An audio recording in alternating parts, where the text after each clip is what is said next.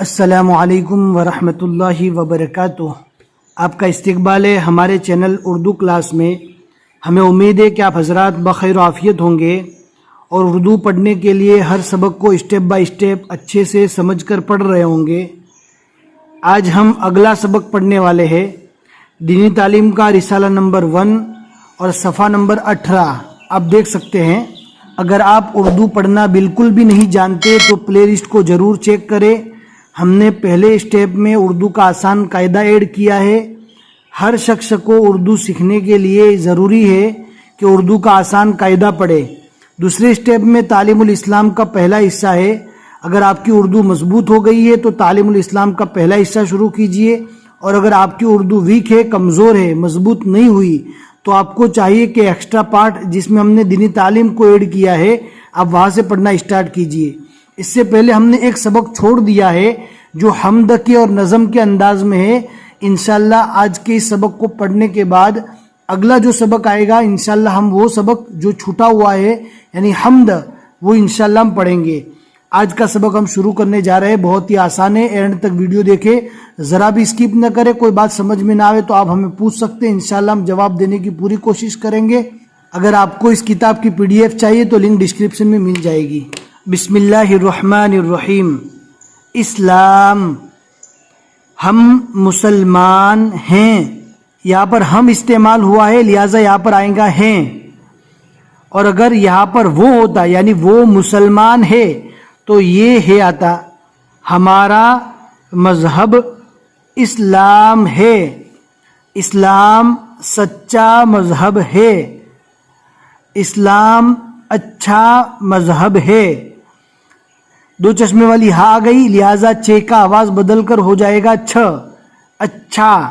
جیسے CH چ ہوتا ہے لیکن H کے بعد دوسرا H اور بڑھ جاوے، CH ہو جاوے تو وہ چھ بن جاتا ہے۔ اسی طرح اردو میں بھی ہوتا ہے کہ دو چشمے والی ہا آتی ہے تو وہاں پر آواز بدل جاتا ہے، اچھا مذہب ہے، بھلائی سکھاتا ہے۔ اب دیکھ سکتے ہیں یہاں پر ب کی آواز بدل کر بھ ہو گئی۔ یہ دو چشمے والی ہا کا کمال ہے کہ جہاں پر دو چشمے والی ہا آئے گی اس کی آواز بدل جائے گی۔ بھلائی سکھا نہیں پڑھنا، ہمیں سکھا، سکھاتا ہے، برائیوں سے روکتا ہے۔ پاک رہو، ہمیں اسلام یہ سکھاتا ہے کہ پاک رہو، صاف رہو، نیک رہو، ایک رہو، ایک خدا کی عبادت کرو، اس کے سارے نبیوں کو سچا جانو، سچ بولو، سچوں کے ساتھ رہو۔ جو بات بھی آپ کو سمجھ میں نہ آوے آپ کامنٹ میں پوچھ سکتے ہیں۔ ہر ایک سے بھلائی کرو، کسی کو مت ستاؤ، کسی کا برا مت چاہو، کسی سے برائی مت کرو، برائی کا بدلہ بھلائی سے دو۔ اب دیکھ سکتے ہیں یہاں پر ب نہیں پڑھنا، بلائی سے دو نہیں، یہ تو ترجمہ غلط ہو جائے گا۔ دو چشمے والی ہا آ گئی ہے لہٰذا اس کو ہم پڑھیں گے بھ، جیسے انگلش میں ہوتا ہے BHA بھ۔